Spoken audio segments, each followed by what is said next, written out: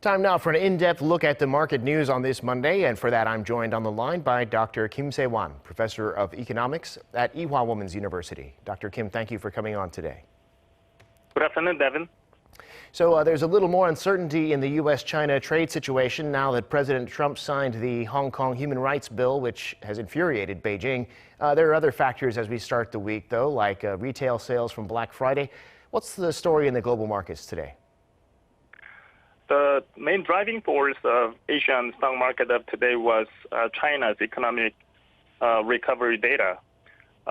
China's purchasing manager index increased well beyond market's expectation today, actually.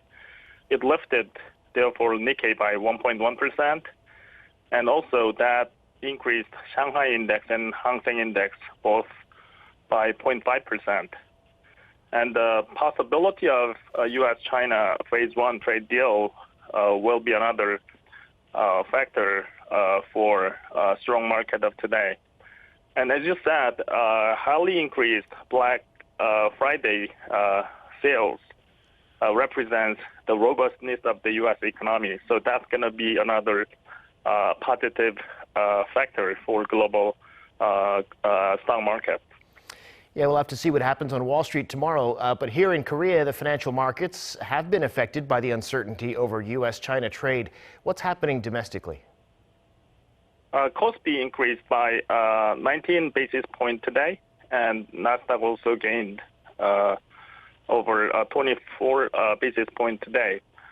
So this year's actually Korean stock market has been weaker than other major markets. Particularly including today, foreign investors are selling Korean stock over 17 straight trading days. Declining export, U.S. China conflicts, and weakening domestic demands are reasons of foreign investors' negative views on Korean stock market.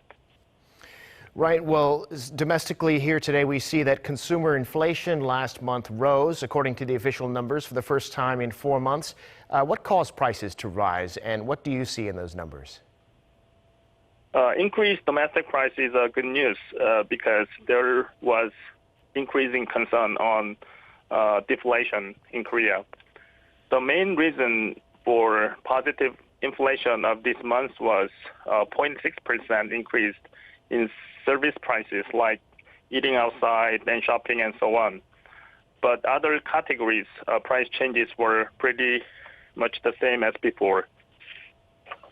Well, at the same time, as we just heard, Korea's exports were down compared to a year ago, and they've been down now for 12 months in a row. We're on course to have the first full year of declines in a decade. What's happening here, and what's your outlook? The fast declining export is one of the largest problems of Korean economy today. According to government data, which was released today, November export decreased by 14.3% compared to last year's November. That means export is declining over 12 straight months, like a year. If you take a look at all the data of the export, there are two major reasons of export decrease like this. The first is cheap export is declining over 30%, and second is export to China is declining over 12% in November only.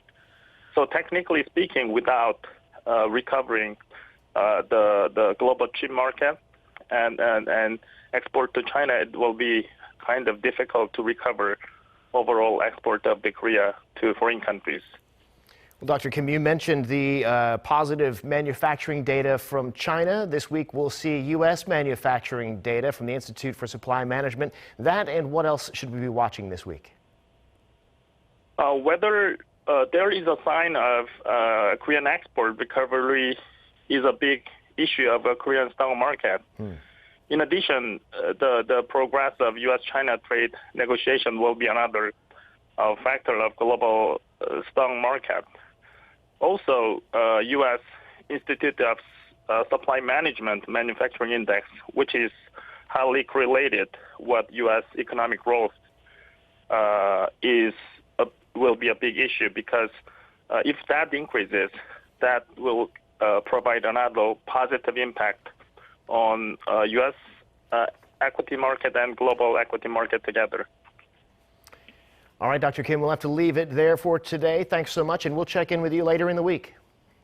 Thank you very much.